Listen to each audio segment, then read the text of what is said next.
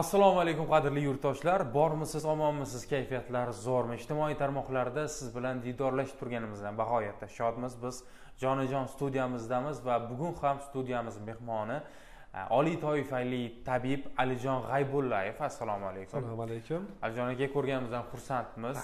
Rahmat. Bugun biz aynan xotirani yo'qotish haqida gaplashamiz. Juda ham zo'r mavzu.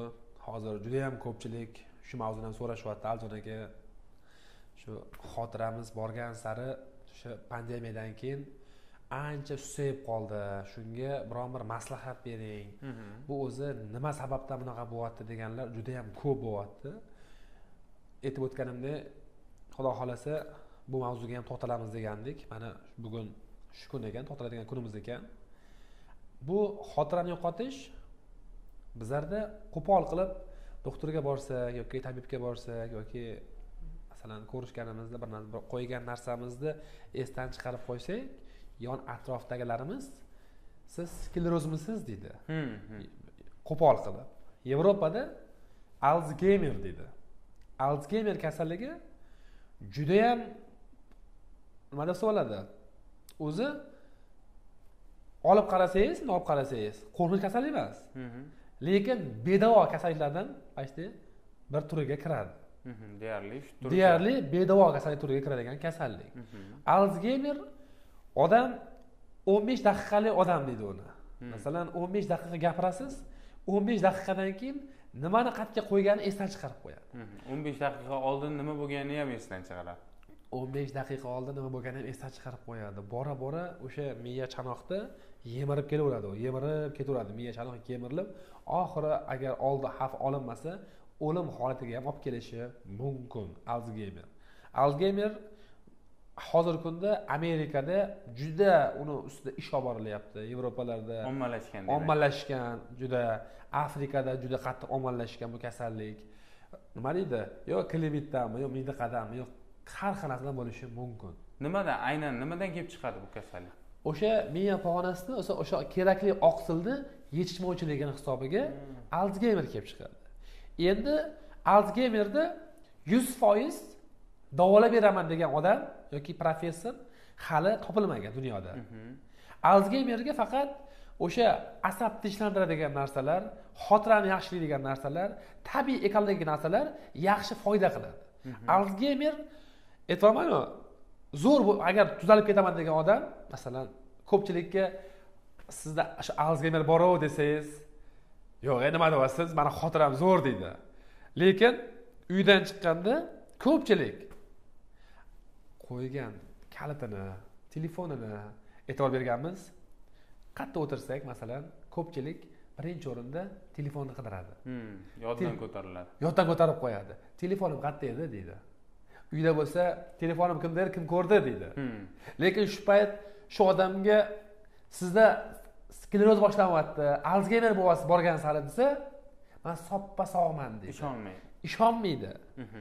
Chunki hozirgi kunda juda ham ko'p antibiotiklar, ximikatlar ichish oqibatida organizmda susayish boshlandi. Odam borgan sari organizm holtlanish boshlanyapti, bo'rtlash boshlanyapti. Organizmga kerakli bo'lgan mikro-makro elementlar yetib kelmayapti, vitaminlar yetib bormayapti. Odamning miyasi vitaminlarga boyinsa, to'yinsa, miya yaxshi ishlaydi.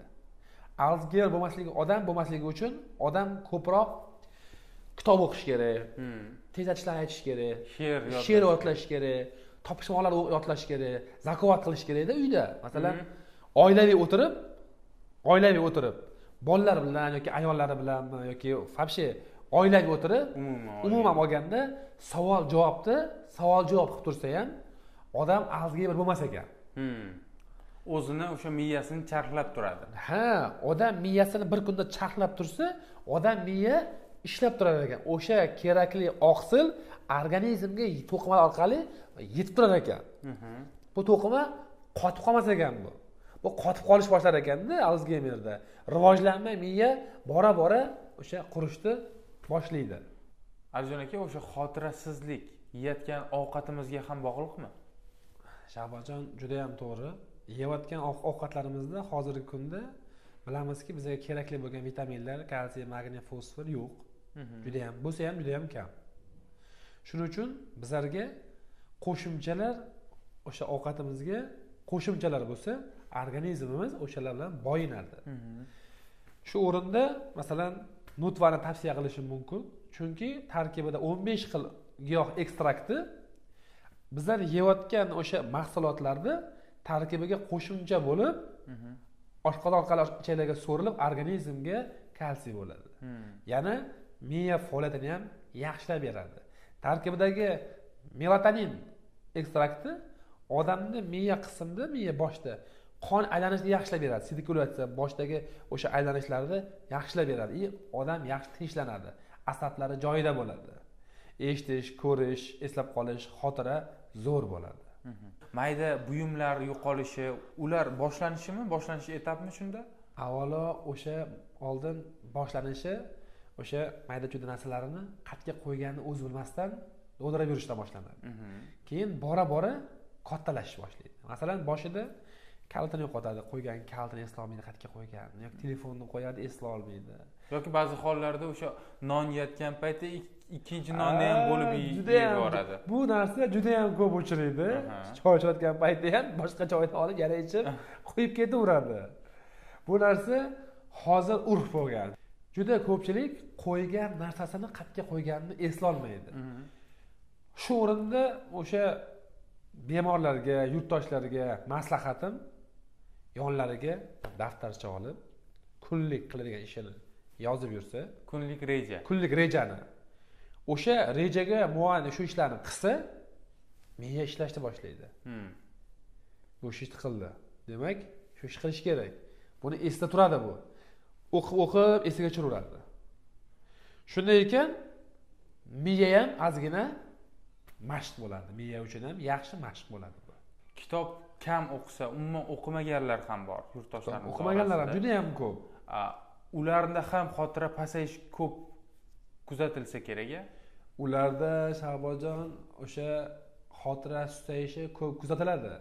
Keyin ularda so'z boyligi ham, gapirish tonlari ham, o'sha o'zini tutishlari ham farqli darajada o'zgarib turadi, ajalib turadi.